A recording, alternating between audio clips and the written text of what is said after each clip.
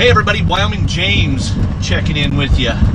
Well, it is July 25th, the 25th of July, and I just got a call at the office that the baby chicks have arrived ahead of time, mind you.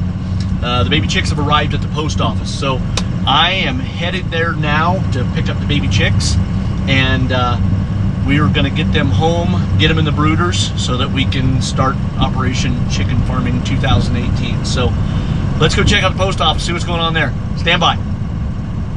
Okay, so here we are. We've arrived at the post office. Let's go in and see what kind of ordeal we have waiting for us inside. So I'm not 100% sure they're going to give them to me because my name is not Mandy Harris. Mandy's the one that ordered them. But I'm going to go in there and try to convince them that I live at that address. So let's go see how that looks.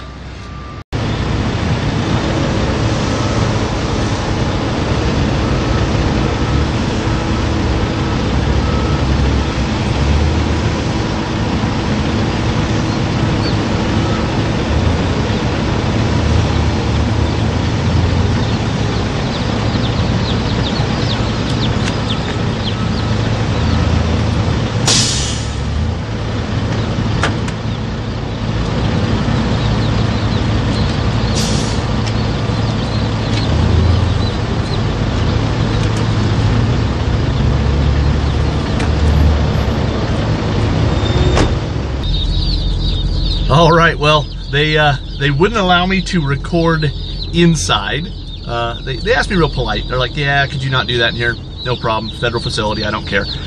So we've got our little friends here. We got two full boxes of chicken birds, and we're gonna get them to the brooders. So let's go do that right now.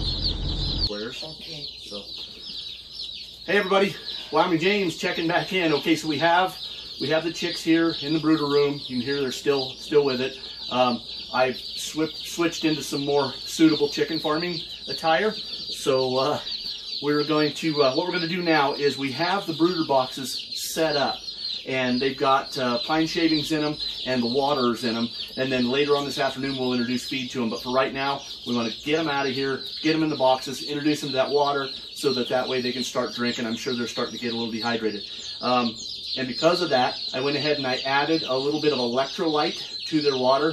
If you remember from last year, that electrolyte was what we used. If they started to get dehydrated, they weren't taking any water, we'd introduce that electrolyte to them, and it usually snapped them out of it because they were just running low on water. So without further ado, we're going to get these birds out of the boxes, and then we're going to put, I think we're going to put 16 apiece, and then one of them will have, I think, 17 in it. So we've got 7 brooders. I'm not the math guy, so we'll get these birds.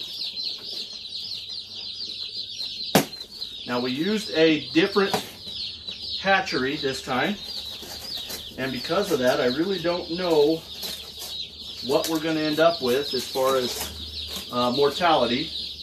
Aww. But, oh, I forgot to mention that we got Grandma Marianne with us. So Grandma Marianne wasn't with us for this portion of the, she was with us, but she was in the hospital.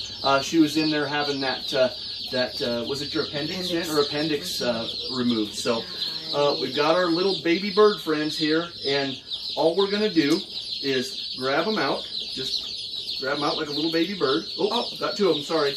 Grab them out like a little baby bird, and then we dip their little beak in the water. Don't drown them. No, we're not drowning. Okay. And they know what to do. So I'm going to break loose here. I'm going to put the camera into the brooder so you can see what the process is here.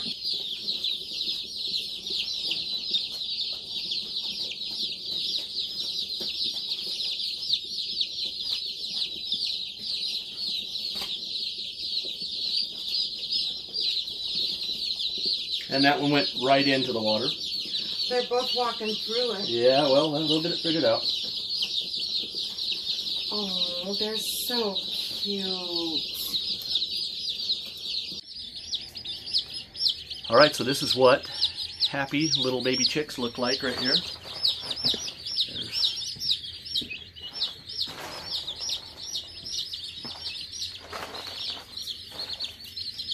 They're just all getting some drinks.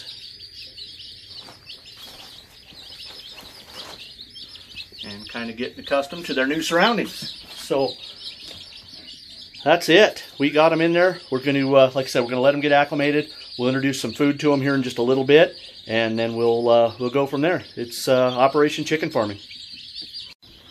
All right, so late afternoon, early evening here, we've introduced food to them. Now, what we realized last year when we were doing these was if we put that food in ice trays, they're easy to clean out, and it divides it up and it kind of spreads them out throughout the brooder. Now, we started out with them like in a dish. That didn't work out so well because they were all so crowded around. But downside of this is they end up walking on the ice trays, and sometimes end up pooing in the ice trays. All in all, everybody is doing good. Now, we did lose one. We came back up to check on them, to feed them, and we had one casualty. And so don't know what happened. Don't know if it got trampled. Don't know if it got, don't know what happened to it. Now, here's the other thing. This little guy right here, I'm kind of worried about it.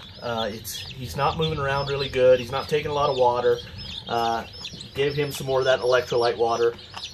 So I don't know. We're going to keep an eye on him, but I don't know. He looks pretty sickly. So that's kind of a thing that happens with these birds. You know, there's that travel and being on a truck. The temperature changes. These birds really like to be at 95 degrees.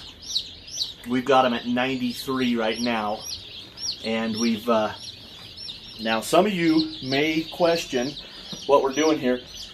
Now this is an upstairs attic room, and it stays pretty warm anyway. Without any kind of heat, this room will maintain about an 85 degree temperature. Now then, the other thing we do there is we add a little ceramic heater, and that keeps us up in the 90s. These birds like to be at about 95, 98 degrees the first day, but as you can see, they're kind of walking around doing their thing, fairly active.